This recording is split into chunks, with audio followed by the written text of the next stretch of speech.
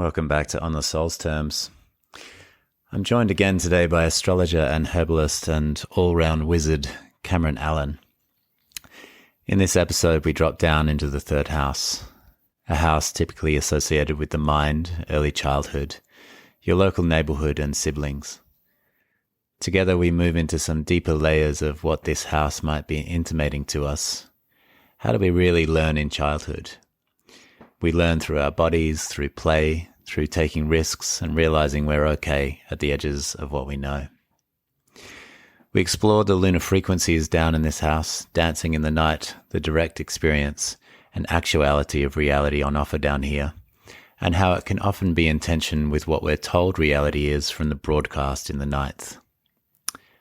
I hope you enjoy this episode. Feel free to reach out to Cameron or myself to let us know what arises for you while drifting along with our conversation.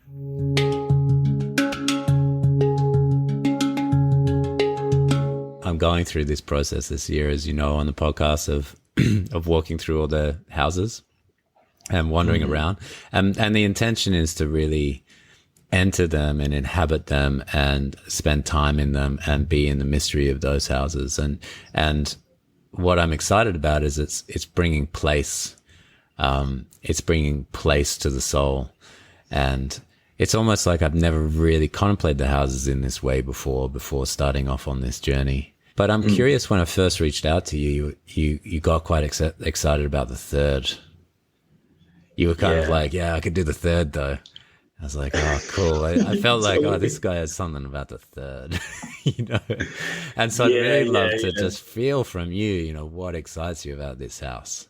Yeah, totally. Yeah, 100%. I think that I have found, my son's in the third house and, I guess when I first started learning more about traditional astrology, everybody would talk about the ninth house, it's like the house of God. And it's like, it's got all this wisdom and philosophy.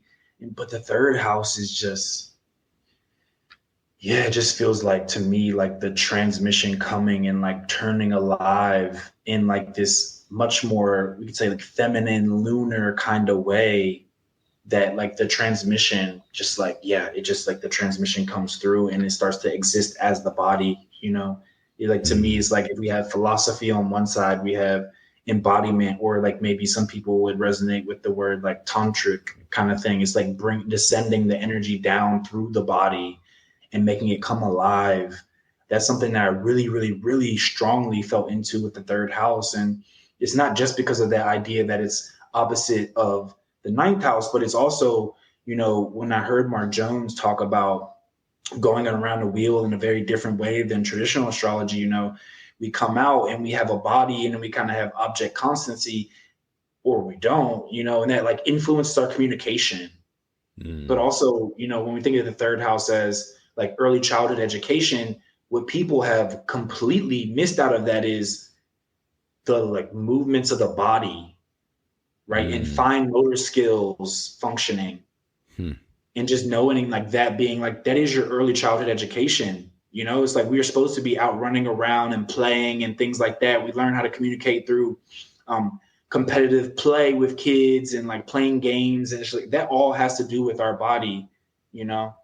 And so this just feels so alive to me in the third house because, obviously too, if we try to be, we're so rational that we always forget that communication is so little about words. And it's about your body language, the inflection of your voice actually. And it's not just about words that you speak. And so sometimes when people talk about communication, I feel like they overemphasize the words that you're saying or your ability to say words in a coherent line, in a specific language, when really it could just be the fact that you're a dancer, or how to communicate through sound, or just these different ways of being able to communicate that actually, to me, hold much more truth than words. Because words oftentimes are just about association, but the truth of how I'm expressing myself is going to show up in the shape of my body and how I'm holding myself. And so I think that's really, really, yes, I think that's the main reason why I love the third house. And it's also just it's more chill and off to itself. It's not really necessarily trying to like be like a star, but it's beloved amongst the locals though at the same time. Yeah, Right. And wow. so it also has that like neighborhood thing going on there. And I think that's a, like a really beautiful, yeah, I think that's a beautiful thing about the third house. Something I was meditating on earlier too, and I was just like feeling and reaching into the third house. There's this thing they call derived houses. So every house you get to, you can create a story based off of all the other houses as well, right? So we could say the 12th, the 12th house of the fourth house is the third house, and that could have a meaning. Or we could Oh. say the eighth house of the eighth house is the third house, which is super interesting. That one is super interesting because even in Jyotish or Vedic astrology, they say the third house can really help with like things that are perceived as problematic, right? Because it's the death of death or like the release of a problem, basically, Mm, mm, right? And wow. and so in the way that I feel into that, even the eighth house having something to do with ancestry and stuff like that, and in the death of the death is like being able to just like transmute or be in relationship with grief through allowing the goddess to move through you, right? And then in that even being the joy of the moon, then it's like, yeah, the moon would allow that to take place in the night, in the depths of the night where the third Mm, house exists, fuck. right? Yeah. Yeah, I was particularly feeling into the joy of the moon in the third, as you were talking there, and how lunar that frequency is. But that particularly struck me the last line there, where yeah, of course, the third house. Because those of you that don't know the house system, like the third house is down the bottom. Essentially, the third and fourth are at the bottom of the chart. There, they have the IC in the middle of them, separating the two, or delineating, or maybe a threshold between the two. Is the IC that goes down, and that's the midnight point. That's like the darkest place. And so you do get that sense of the lunar frequencies in there, like this is a very lunar house. And I've really never thought about it this way. And so you're really bringing some illumination to this house. And as you say, all these things tend to be associated with the ninth, which of course has its place as well. But the ninth is like, broadcasting some knowledge, right? Like the ninth is saying like, here's the thing.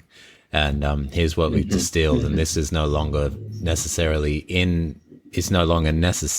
embodied, and in the community and in the neighborhood and in the felt experience. Now it's like we've got some knowledge we want to share for the greater good of the greater people, which is a noble act, but in the process can sort of leave behind. It can become very heavenly. It's like becomes Zeus's knowledge and not Hermes's knowledge. It's like Hermes's knowledge is for everybody, and he's just trying to steal it and share it as much as he possibly can, right? Like Yeah, totally. steal it from any place that it gets stuck, and then distribute it again, because he's the ultimate sort of Robin Hood figure, but he's stealing from from those who are hoarding the knowledge and just getting it out there as much as he can, sort of thing. Yeah. But I love this element of that of the moon also being, like this is it feels like a different way also to approach the moon, as well as a different way to approach the third. Yeah, absolutely. Yeah. And even just now, I was thinking like most of the time when I get my dreams, it's specifically around the time that the sun is in the third house. So that's something to think about too. Like when we're in the dream and the sun goes through the third and illuminates something and communicates something to you, but not through philosophy, but through, yeah, just a different means of understanding. And yeah, and then they would say in ancient times too, that even though it was like, sometimes it was just like a sentence or just a line, like dream oracles and stuff like that also would have to do with the third house as well. And so, yeah, all these things are like really, really potent things to contemplate. Because, yeah, sometimes I think the third house, yeah, it just becomes communication or like, stuff like that. And it's like, yeah, no, it is communication. But like, we know that the dreams are communicating a lot of stuff there. Right. And it's like we need to like expand on like what type of communication, like embodied communication, oracular, spectacular, dream, divinatory communication, all those things. And even like you go to the school to learn about divination, but like it's like when you're by yourself, like in your hidden place where you're like actually casting and asking for the gods and nature and life and reality to show you what is going on here actually. And the kind of information that you're going to be receiving in the third, in the way that we're talking about here, that given that it's a sort of a just after midnight like place, in a way, it's just like in that part of the night, and the moon is in its joy there, and we're in the deep dreaming. Hopefully we're getting towards the deep dreaming around that time. It's taking us through those few hours of like midnight to 2 or 3 in the morning, and we're just sort of moving in that really dark, still place of night. Or where if we're awake, we're like up in the night, like experiencing night at that time as well, and how different that is, like once you've passed over that threshold into the third and you're still out and about, and how often, if you're having a really great night out, those are the moments you want to stay around for, because that's what kind of when anything can happen. It's like everything gets a little bit more mystical and crazy at around that time. And lunar and that lunar orientation. And then I'm also thinking about Morpheus in the Greek being the god of dreams. And so like there's a morphing, but there's also a morphic field that you're tapping into, that in the bright light of the sun, where everything is in high definition, you can't experience that morphing that often happens in dreams, but can also happen in our waking life when we are deep in the night world, right? Like deep in our night world consciousness, it's like we know that the truth isn't so cut and dry, right? Yeah. We know Absolutely. that down there. Yeah. Yeah. The truth is definitely stranger than fiction in third house for sure. Yeah. And it's where things so kind of connect, and it's where things connect into everything else. So I think maybe what we were talking about before as well, like that, this relational field, because of course it's the first relational house as well, and so it takes us into that relationality and the mind underneath these minds that speaks in relational tongues. Mm-hmm. Yeah, absolutely. Yeah, Jason Holly, he one time I heard him call it the incarnational matrix, because a lot of times people will say it's about the siblings.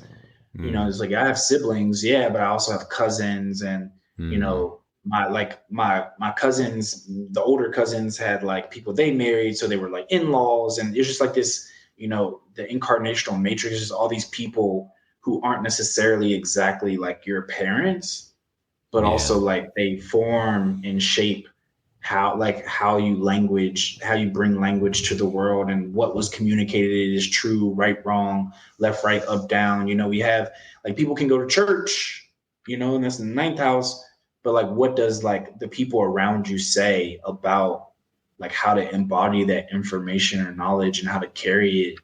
I think that's also like just really reflective there, or even rituals and rites that also belong with it, whereas like somebody's teaching like this knowledge, but if you don't burn the incense, you might not be tapped in enough to actually feel what's really going on in a felt sense, like to actually bring it down and incarnate the energy. So I think that also too has this kind of clear way, the way the third house kind of brings things up. Yeah. Well, it's funny when you mentioned church there, because I'm thinking about those I'm thinking about the community building component of church, and how the ninth third kind of connects there. Because what I always felt was beautiful about going to church as a kid is here was a place that nobody was drinking, nobody was, we weren't going to, like, it was free essentially, apart from putting some cash in the collection. We all gathered together, we all sort of paid attention to something, and afterwards we'd all catch up and have a good chat outside, and that was really the point, is like that talk that we'd have outside. And you're standing outside, it's a beautiful Sunday, this is how I remember it, and there's just conversation going on, checking in, how are you, what's going on, and you're doing that once a week, and it's not down at the pub, and it's not at the sporting thing, it's not at work, and it's not in the family. It's like something outside of all of that, you know. So there is there's a reverence to all of that world. Yeah, and then the building of a community mind, maybe, you know, because that is the mind in which you're really implanted, not just within your family, but within your family as also part of many other families. And yeah, it feels to me like that's such an important part of reality that can often get lost because we get into these screens and we get more isolated the more we're like, we replace that with like Facebook originally, and then whatever else, you know, is pretending to be a community. But it always feels 100%. Yeah. Oh my gosh, it's so spot on. Because I mean, even when we talk about the third house, you know, people do talk about the internet and media and stuff like that. And so it is in the same place or space as all these other things. And we have to be mindful, even if it is in that place or space, that we don't allow it to replace like what that actually means, you know, because it's like before it was maybe newspapers, and the newspaper maybe before newspapers, they were maybe even just bulletins that you were putting up on the board at church, right? And then that was the news or the information that was spread to create connectivity, not to create division. Right? Yeah, wow. Yeah. Like the news, this is what's new. And then ultimately like the bulletin board. So, okay, discuss that amongst yourselves, form sort of some kind of collective sense of that. There'll be arguments and conversation around that, which is all healthy. And then, you know, then we can keep moving with the new things that are coming along. And now we're just like bombarded. And it's like I feel like the 24-hour news cycle is like a bombardment of the third house in a way. It's like too much information so that you can't do the lunar process of like, oh, let me just sit with those images, you know, like, oh, I can feel some nasty things going out in the world. I better take that into the morphic field of my dreams so that I can feel how that hits me personally. I can feel into whether I can do anything about that or not, what I need to accept, what I need to change, and all these kinds of things that can only really go on in that deep morphic place. Yeah. But instead we're sort of like, it's almost like we're kept out of the lunar part of that, and we're expected to sort of enter the night with fully formed, clear opinions, you know, on these things, which is like, it's impossible.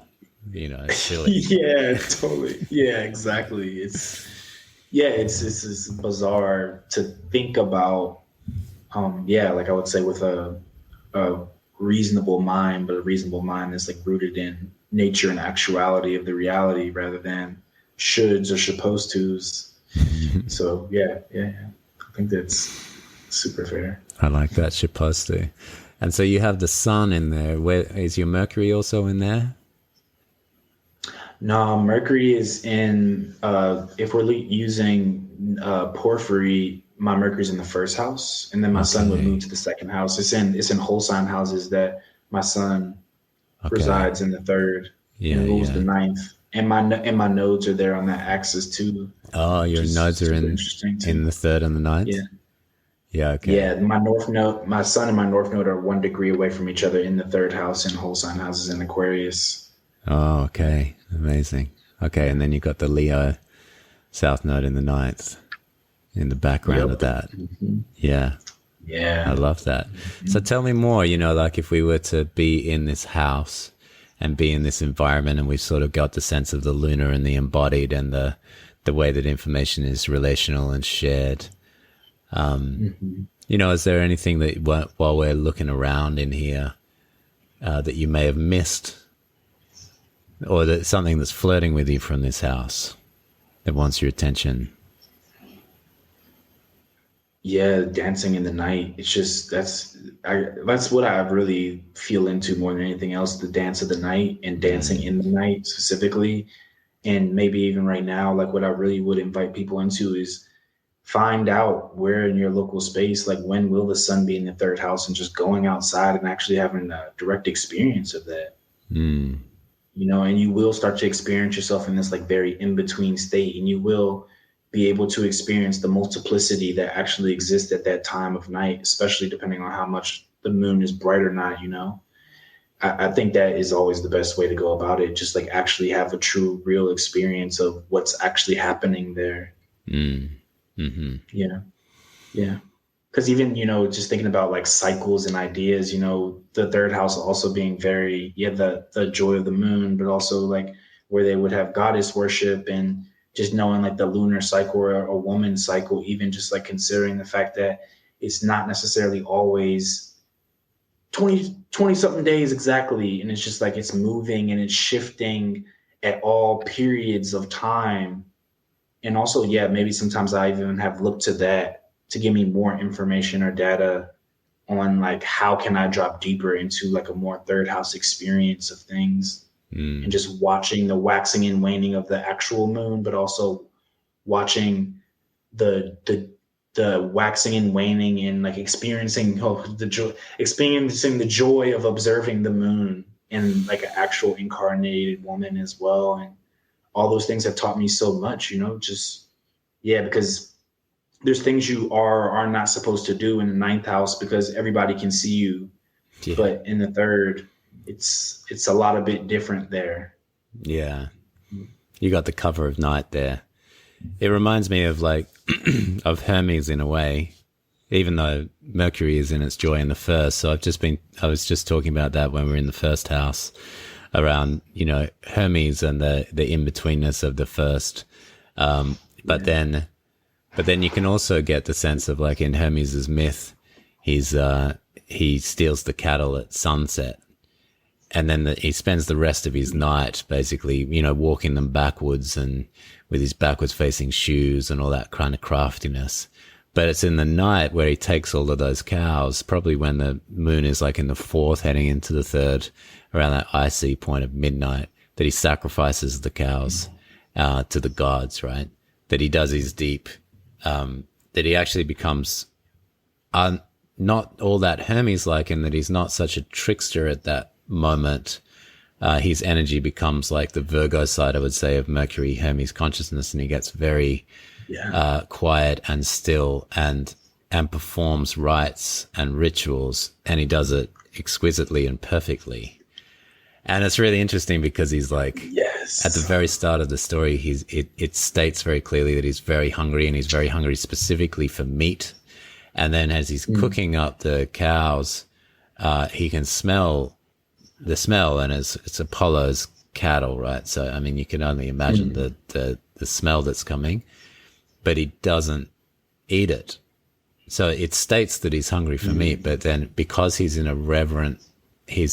the reverence of his process of deep lunar third house consciousness at that moment through this ritual, he's able to resist that, sacrificing the meat of this world for the other world. So sacrificing this for what he knows will be much more nourishing sustenance from the other world. Oh, yes. Oh my gosh. Yeah. It brings up, because even though we're saying the joy of the moon is the third, when we use the teaching tool of what they call Thema Mundi. Are you familiar with the Thema Mundi? No, what's that? Okay, yeah. Thema Mundi is like a teaching tool that they utilize where the birth of the world, where Cancer is rising, which put Virgo in the third place. In the archetypal story of the birth of the world, Virgo's in the third place. And so what you were just saying right there is just like, exactly. I'm just like, you get it. Like, it's like that is so clear and concise, and how Mercury and Moon can exist in that place in that way. Like, just like, that was so beautiful and perfect. Yeah. I've never heard that. What's the words again? Thema Mundi. Thema Mundi. So Thema. Thema Mundi. Thema Mundi. Thema. Yeah, Thema Mundi. Thema Mundi, because Mundi is obviously the Earth. So then, what's Thema? Yeah. The world. I forget exactly. I forget what the exact interpretation is of it, but it's the teaching tool they use. Yeah, and I like that. Brian Clark has talked about that as well. Of the potency of how the chart changes when you put Cancer as the first sign. And of course, you could put anything as the first sign as part of your point there. But when you do put Cancer there, that puts it at the mother and at the birth point. And exactly. Yeah, he talks about that in like ancient astrology. Leo was there and Cancer was there. And then eventually Aries sort of like took the helm and took over as the first. Which makes sense too, you know, coming out of Pisces into Aries makes sense. But I think, you know, one of the things is like, you know, thinking about this in terms of the solar system, how we used to think the Earth was in the middle. Now we think the sun's in the middle. And then what's the next evolution of that? And I was thinking about the concept of polycentrism, which would be that anything could be in the middle. I think that's probably the reality of our solar system. It's just like whatever you put in the middle. I think Nicholas Champion talked about this. Champion. Anyway, he talked about this in in one of his articles. He talked about that of like, actually, it's difficult mathematically, but you can put anything in the middle because it's space, right? And obviously, the easiest mathematics is put the sun in the middle, but actually, everything's moving around everything else. So, sort of same theory with. You can experiment with that is what I'm hearing from you, especially what you said about like the eighth house of the eighth house is the third. And, you know, that way of kind of like playing around with it, or the first house of the eighth house is the ninth. And that's kind of like fun stuff. Yeah, exactly. And also, again, it just like brings such a like rich relational approach to it where it stops being just like this idea that someone gave you and you actually, embody the information and actually take in the language of astrology rather than hearing the words from the people who are like the scholars of astrology. And, you know, listening more to the embodied wisdom of the system and of the science that is the art. Yeah, totally. But I also love the dance, like your nodal dance of ninth and third, you know, because I really do love that.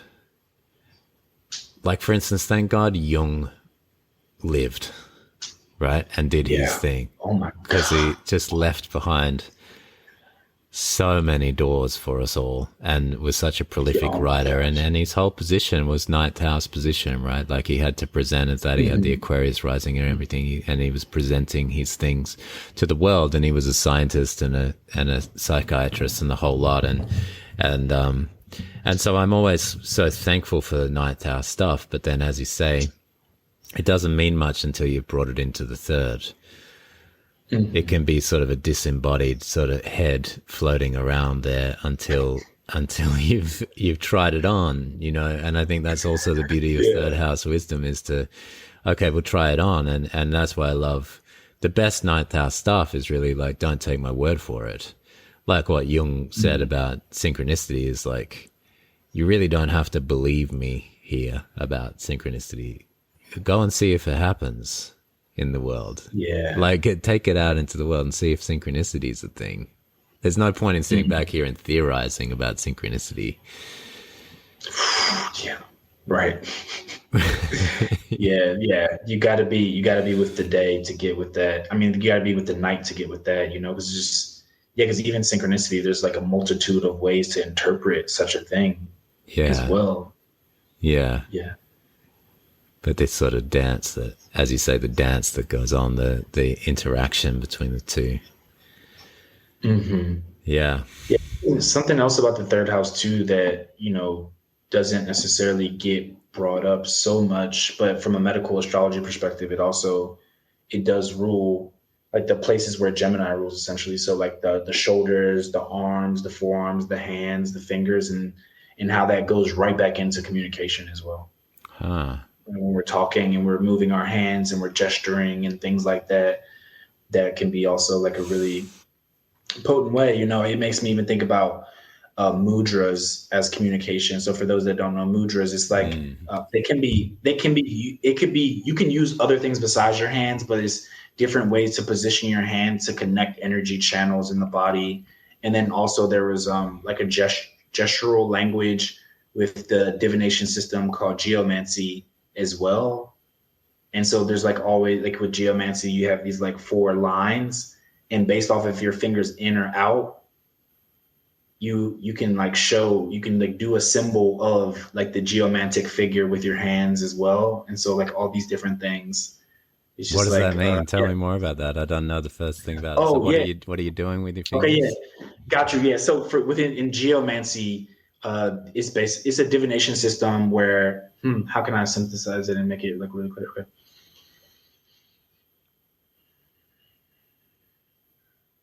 Yeah, so with geomancy, basically you're casting something, let's say, and you'll either get a line or a dot, Okay. right? Okay, yeah. And so if you have a dot, your finger will be in, and if you have a line, your finger will be out.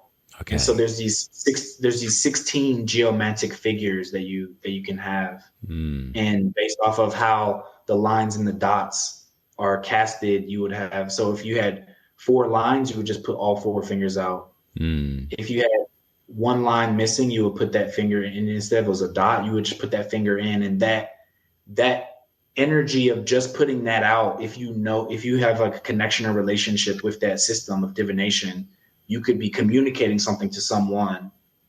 Or like even like, sometimes lately I've been going outside and looking towards a planet, and I'll put up the hand signal of the geomantic figure of that planet, just to see if it like understands that communication mechanism in Mm. relationship or connection to me, which again is so third house. It's like I couldn't even, yeah, it's just so third house. And I've actually like I started having experiences of things that I won't share now because it's still in process. And Mm.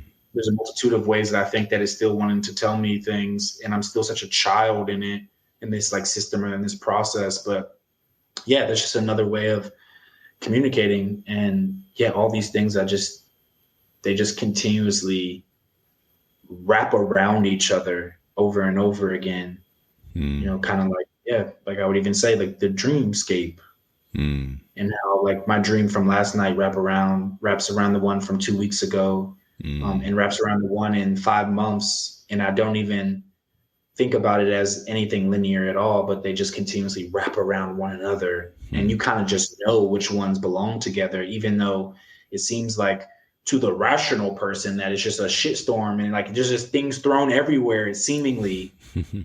But when you wake up from that dream, you know exactly where to go. Yeah, right. Yeah, and those dreams are filtered through the third in a way. Like the deepest ones are often, as you say, in the third, and then come through the second into the first, and then when we're waking up, it's coming into the 12th, and we're still in communion with the dream time of the 12th. And then if we're into the 11th and we haven't captured it in the 12th, it's usually gone. Unless it's just going For to kind sure. of like flash back at you in the middle of the day. But it's Yeah. interesting when you were saying all of these parts, like the shoulders and the arms and the fingers and the hands, and how this is all very third house stuff. It made me contemplate, or an idea popped into my mind, and I don't know if it's got juice or not, but we can find out of Chiron, because of course Chiron means hands, and I wonder if part of Chiron's world, given that he was on the other side of Mount Olympus, given that he lives in Mount Pelion, which is not in the glitz and glamour of the ninth house Olympians, right? It's down in the caves down there. And to find Chiron is its own kind of task. You've got to, even I actually went and found Chiron's cave when I was in Greece last year. Oh, wow. And it's like you kind of get a pin on a map, and you just like, I drove my car. I was just on this like solo trip, little side quest I was on. I drove my car and just parked on the edge of this massive road. I walked over this road, and then I just sort of saw a sign. I couldn't read the sign. I was like, maybe that's the sign. And then went through, and then kind of through all this shrub and over a fence and things, and then just walked for a while. And it looked like almost a path. Like there was almost a path there. So I just followed that along and went up a little hill, and then it opened into this enormous and beautiful cave, just south of Pelion, actually. And I just lay down in there. Some people had drawn Chiron on the cave walls and stuff, just kind of like playing around. But yeah, just lying down in there. But, I'm thinking about Chiron maybe with a connection to this house, also being the teacher of Asclepius and others, but Asclepius in particular, and his role as shaman and half horse, half human, and half divine, half mortal, and all of that kind of stuff. And maybe that's the kind of creature, and also just a morphed creature of like of a combined hybrid creature. It's very third house in itself, isn't it? Yeah. And that just, oof, yeah. That does have juice. That feels like it has a lot of juice to it. Like it does feel like it has a lot of juice there. Because even I know like one of Chiron liked to work with Yarrow, if I'm not mistaken. And Yarrow was specifically used to cast divinations. And so like, yeah, just all of that like feels like it's like something's there. I'm gonna be with that a bit more. But that's interesting. I didn't even know Chiron meant like hand, but I literally have the symbol of Chiron right here on my wrist. Oh wow! Because it came specifically because it came to me in a dream, and it like just showed me.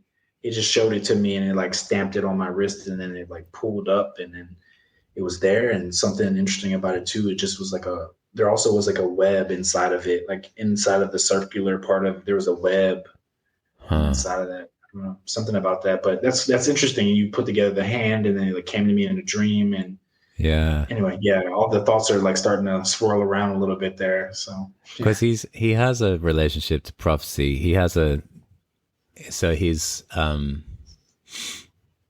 obviously we know his wife Chariklo, but they had a daughter as well, and her name was I never know how to pronounce these things because I read them, but I think it's Osiho. It could be Okiho, which doesn't even sound all that Greek to me, but it means like a flowing river. Her name means like flowing river. And and so there's this moment in Ovid's Metamorphoses where she sort of like pops out. She's been maybe asleep, actually. Maybe she's been dreaming. And she pops out, and Chiron and Chariklo are there. And she starts prophesizing. Like she can't help herself. And she's like, oh my God. Yeah, I can see what's going to happen. You're going to, like, Asclepius, this baby, you don't even know him yet, but he's going to be delivered to you. You're going to have to be a foster father, and then you're going to have to take care of him. And then also, well, at one point, Hercules is going to be here, and his arrow is going to hit your leg, and you're going to be injured, and you won't be able to heal it. And like, and then Zeus is looking down. He's like, she's going to give the whole game away if she keeps going like this, like that. She's about to prophesize everything for everyone. And Zeus doesn't want that to happen, right? Because in a way that would, if we all knew exactly what is going to happen, we would be in like a psychotic state, wouldn't we? Like it would be too much for the humans to know, right? We wouldn't actually be able to enter the third if we have too much night in a way. And and so she starts to transform into a horse. And because Zeus transforms her from that form into a horse, and then she becomes full horse, full mare, and then she runs off into the countryside. So I always think about that connection that Chiron actually does have, even through that myth of his daughter and prophecy, and divination and these kinds of things. I think divination is really that. Because you mentioned it when I was talking about the dreaming, and I think that divination really is often the missing piece that the West is really done with, right? It doesn't want anything to do with all of that divination because the forked tongue and the snakes and things like that, and like it's all devil's work or whatever, or witch. Totally. Yeah, 100%. Yeah. But prophecy maybe links to the third as well. Oh, 100%. Yeah, for sure. I mean, we have translations from Arabic texts that say it. They almost never say ninth house period. They almost always, from what I've seen, let me say that, because there's so much more material out there, of course. Yeah. But from what I've seen, there's not really as much separation as far as like thinking of it as like in high regards when it comes to like divinatory things and stuff like that. Third house is like very, very potent. Like even it would say like there's this specific point called a lot of spirit, and in a lot of spirit, if it's in the ninth house or the third house, they would say it would point to someone who's like can do prophecy, who has prophecies. Wow. Yeah. And so, yeah, it could be really, just certain things being in, even like, I think also Mercury being in the third of the ninth. It doesn't necessarily, like, let's say Mercury was in the third or the ninth. It wouldn't necessarily say that this person gets all the dreams, but it potentially could mean that this person is a translator or interpreter of the omens. Right. So they're able to sort it out better than some other people. That might be like an inherent gift that they have within them. Yeah, that's like the relationship that was always between the priestess at Delphi and the ones that would turn it into the hexagrams or, into the poems. So there was a relationship that had to be built between those so that it wasn't translated out, the meaning wasn't lost, but it was still able to translate over, which translation would also be the third. And of course, that what could get lost from the lunar frequencies into the words, oh my God. Yeah. And somebody that I've come like very fond of, his name is J.M. Hamadi. And he does talk about the third house as a place of poetry too, as well. So all those things are just like really intertwining there. And I just think that's really beautiful. Like you're just hitting it, like and it's so cool too, right? Because we're even talking about like the combination of like linear information and then like intuitive, just knowing, and how almost every turn of this conversation, you're saying something and like that's in the field, and I'm like, oh yeah, and here's a data point about that as well. It's like it's great. That's awesome, man. I love that. Yeah, well, I feel us kind of like starting to draw towards a close, huh? Which feels really good. I want to honor your time as well. And just before we start that, though, I'm like, I feel like we're still in this third house and we've explored so many parts of it. It's been really beautiful. And then I wonder if we just sit for a second and just see if there's any other, anything else like in the corners of the room or, maybe under the bed or something, like something, that we haven't quite found yet, or that is it maybe a surprise to both of us. Just see what pops up.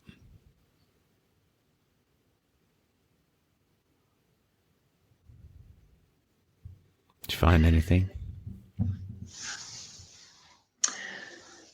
Yeah, I did. I mean, it wasn't something extra, honestly. It was showing me that I need to go back outside at night. Like the thing that I was inviting everybody else to do, that was like, actually, like I need to.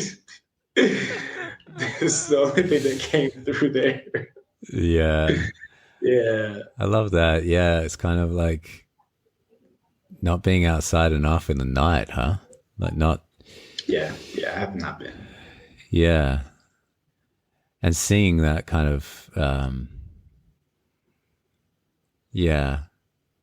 because in the night world, that's where we get, I remember Hillman talking about this of the day world is very monotheistic, right? Because there's just one God there. There's just the sun and you can't see any of the stars, and you can sometimes see the moon, but only very barely.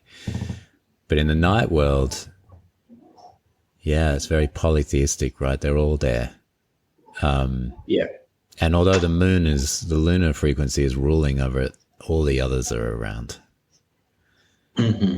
Yeah.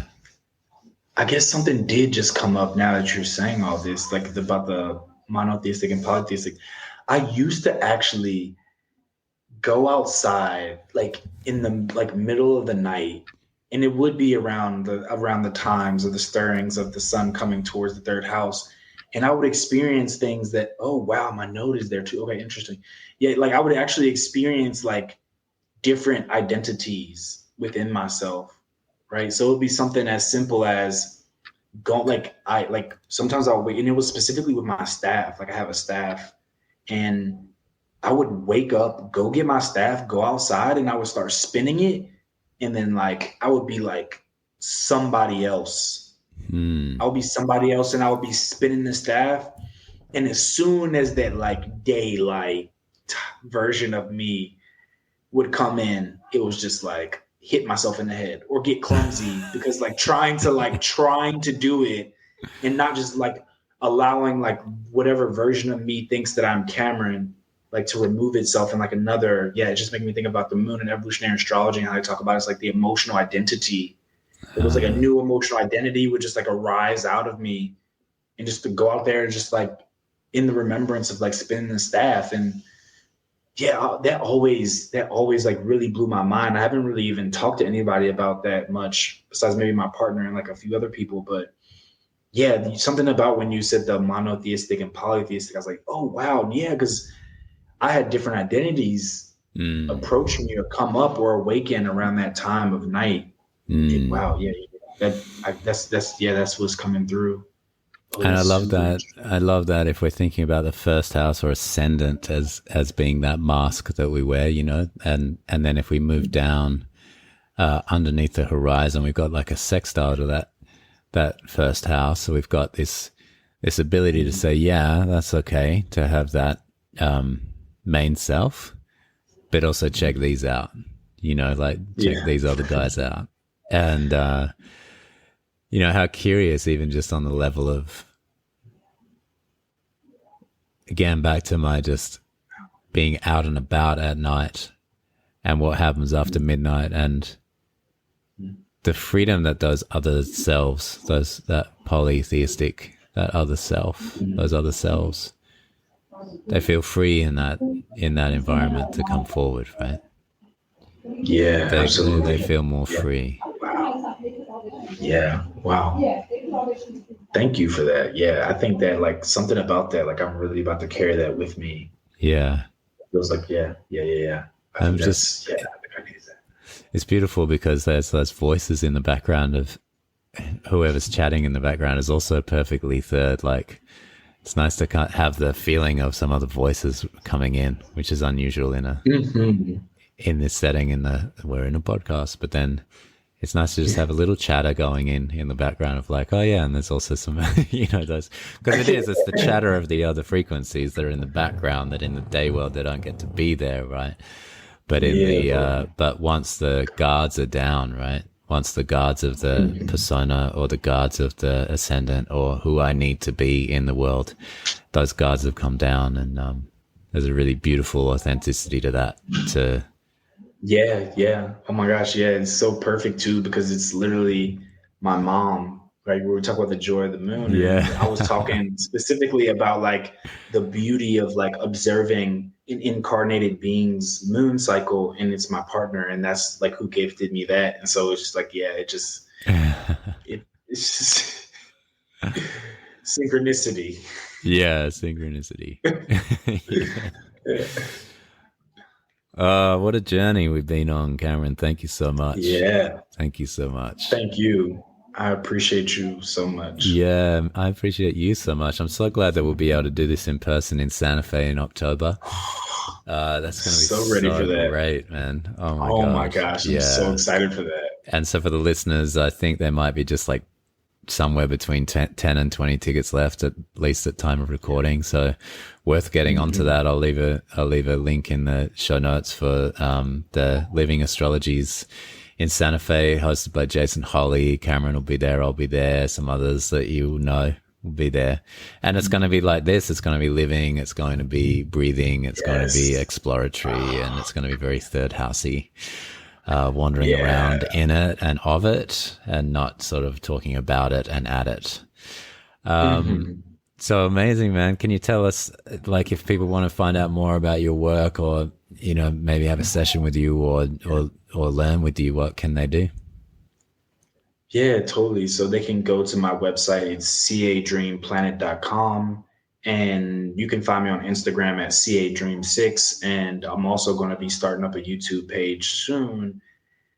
Yeah, I'm deciding on what I'm going to call it. Maybe the YouTube page is going to be called CA Dream Planet, or it might end up getting this title of holistic medical astrology, to like maybe like push myself further to like start combining all these different ideas that I was so interestingly sharing, because I haven't actually shared it much at all. But yeah, I might have to. So the YouTube page, you should look out for it. If you go on my website, it'll be there. You'll be able to see it. But yeah, those are the two things that I would say. And also, maybe subscribe to my newsletter on my website, and you can get all the details there and stuff like that. Yeah. So yeah, that'll be it. Awesome. I'll put links to all those things. I just subscribed to your newsletter this morning because I was on your website having a look around, by the way. So I'm looking forward to receiving your transmissions. Well, thank you for sending us this transmission today. And it's just been an absolute pleasure. And I feel like there's so many more things to come. So many more things to come. So yeah, thank you, man. Appreciate your work, appreciate what you're doing in the world, and it feels to me important stuff, so keep at it. Same, brother. Appreciate you, and thanks everyone who's here and made it to the end of this journey with us. We appreciate you, and much love. Thank you for listening to On the Soul's Terms podcast. To support the show, please consider leaving a 5-star review, sharing with friends, or becoming a patron at patreon.com/onthesoulsterms. Until next time.